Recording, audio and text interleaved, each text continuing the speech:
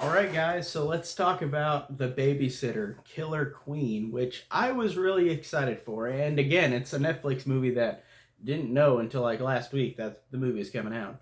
But The Babysitter from 2017, I really liked. McG directed it, and he directed this as well. And McG is a director that I don't personally like much of his stuff, really at all. Like, I think that there's some stuff that's okay, moderately entertaining, like the Charlie's Angels movies, or Terminator Salvation. But he's a director that just I never really liked that much. Like his stuff, not him personally. I don't know anything about him, but his stuff. It never made a big impression on me with his movies until I saw The Babysitter, which was a great blend of horror and comedy. I really dug the hell out of The Babysitter from 2017. And I thought it just did a great job of being really fun and really entertaining.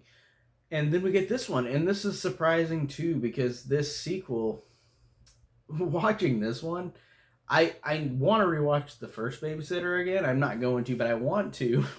I've just got so many other movies I want to watch that I haven't seen before. But I would like to rewatch the first Babysitter because rewatching this one really brought back that love for it. And with this sequel, genuinely, like I enjoyed the hell out of this one. I thought that this was a great sequel. I thought that the jokes, the humor, the characters, the acting was really fun, and I really enjoyed the hell out of this. It honestly kind of surprised me in how entertaining it was. There are of course a couple duds of jokes, but like any movie, there's probably almost no comedy that I've ever laughed at every joke throughout. Even the movies that are like my favorite comedies ever, like Airplane, I think I laugh at almost all of them, but maybe just a couple that go under the radar and they're not the ones that I laugh at. But watching this one, to me, it was really just again, it was surprising how fun it was, and the story. And I won't really spoil it either, but the story basic premise is that Cole from the first movie is now in high school, and he's kind of reliving the traumatic events of what happened in the first one, and nobody believes him. And then the movie weirdly becomes a thing where he gets all these friends and he goes on a trip with them, and they all look like characters from the first Babysitter that he dealt with, the ones that were part of the cult, like Robbie Amell and Bella Thorne. Like these, his friends of his look just like them, and I think that that's really funny. Like comparison back and forth to like the first movie where these characters that are new are like the old ones, and I like that this movie does that. And I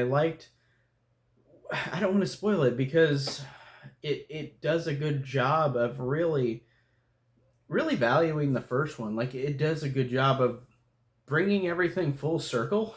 Like this movie really does a great job with that. And again, it's so hard to talk about this because I don't want to spoil the things in this movie that are really good, because this movie does have a lot of genuine twists in it and just a lot of fun things that happen in it. Am I being too vague? I think I am. But there's so many fun things that happen in it that whenever they happen, I'm like, oh shit, that's so cool to see that again. That's great. And it really surprised me with the jokes. Like, and I guess I'm gonna be a mild spoiler because they're on the poster, but bringing back a couple of the actors from the first movie, like Bella Thorne and Robbie Amell, is really funny. And the other guy, the other two characters, the guy and the girl, and these four characters were the teammates of Samara Weaving, B, in the first movie, and they come back, and I really like seeing them back. They're all really funny. I like that this movie does a great job with showing these characters from the first movie and their past and how they became part of the cult. I think that is genuinely funny. Um, like the one guy who says in the movie is the black guy, he has a funny joke where like you see his past and how he becomes part of this cult, and he's like a bad singer. Or you got Robbie Amell, who in his past is working at a fast food restaurant, but of course because he doesn't wear a shirt throughout the movie, he's just got a sign on his pecs, and it's just so funny. And then this girl even points it out to him while he's checking her out at the restaurant, and it's really funny. And then Bella Thorne, whenever you see her trying to be a newscaster, or not a newscaster, like doing stories on the, I guess newscaster. I don't know why I said that, but she wanted to do stories in the news. And I like her freak out, and it's really funny. And again, all of these actors that return do a great job of being so fun. And like I said, it's not a super big spoiler because it shows them on the poster. And I kind of wish they didn't do that, but I feel like I can say that since they're on the poster. I didn't see the trailer, but I knew that the trailer spoiled stuff because I watched a video, Sinister Cinema reviews video about it, saying that the trailer spoiled a lot of stuff, which I didn't see the trailer for it. And I'm glad I didn't because I really did like all the surprises. And I think that without spoiling it, you're gonna expect stuff from the first movie. Like it's that kind of a movie. You're gonna expect the movie to connect a lot, and it definitely does. And I think that it just does a good job with that. And like I said, all these characters are really fun and enjoyable. And I think that the movie is insane with the ridiculous over the top gore. Like I like that as well. It really was hilarious with some of these deaths. And I can't remember, I remember some from the first movie. Like I remember Bella Thorne getting shot in the boob, like that kind of joke, but I'm trying to remember if there's a lot of really funny gory moments in the first movie. Because like I said, it's been 3 years since the first one, and I really liked it, but I'm really kind of blanking on it now. That's why I kind of wanted to see it again now, because I feel like this would be a good pairing to watch the first one and then the second one right after another, because then I'll remember all the stuff. Because there's some things that I know I haven't completely remembered from the first one because it's been 3 years, but the movie also has some really great humor. Like I really liked how all of these actors in the movie all had pretty big zingers to them. Like I thought that they had a lot of great jokes and executions on the jokes. Like I really like that. The dad character in particular is really funny. Um, is his name Ken Marino? That guy? He's really funny, and Leslie Bibb has a funny moment too, but she's not in the movie that much.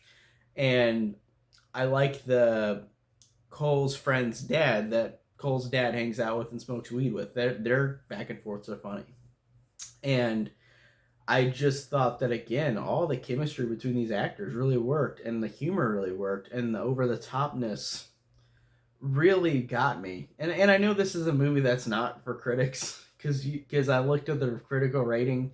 It's like a 30 out of 100 on Metacritic, which I mean, I guess if you're looking critical, I guess, but I don't. I just look at this as an entertaining movie, and I had fun. I laughed a lot. I thought that all of the jokes really, really landed, almost all of them. They really worked very well. And again, just I really hate that I can't spoil the movie, and I want to, but I want you guys to go in clean and see not the surprises. But I really thought that the surprises were really well done, and the ending was a big surprise. Like I just didn't expect the movie to end that way. That was very interesting. Like it was not a way I expected the movie to go. So props to that. Props to making a good, surprising ending for me. And like I said, this one really, really deserves just being a fun sequel. Like I really dug it so much. It's a great continuation of the first one. And I'd have to really compare because, like I said, since I haven't seen the original one like for 3 years since it came out, I don't remember if I like this one more or that one more. I remember funny things about the first one, but this one is so clear in my head. I don't know, but as of now, I think this is a great sequel, a great follow up. And tell me down below if you guys have seen The Babysitter Killer Queen. Like I said, I really enjoyed it. I really recommend it. So tell me down below if you've seen it. What do you think about it? And thanks for watching.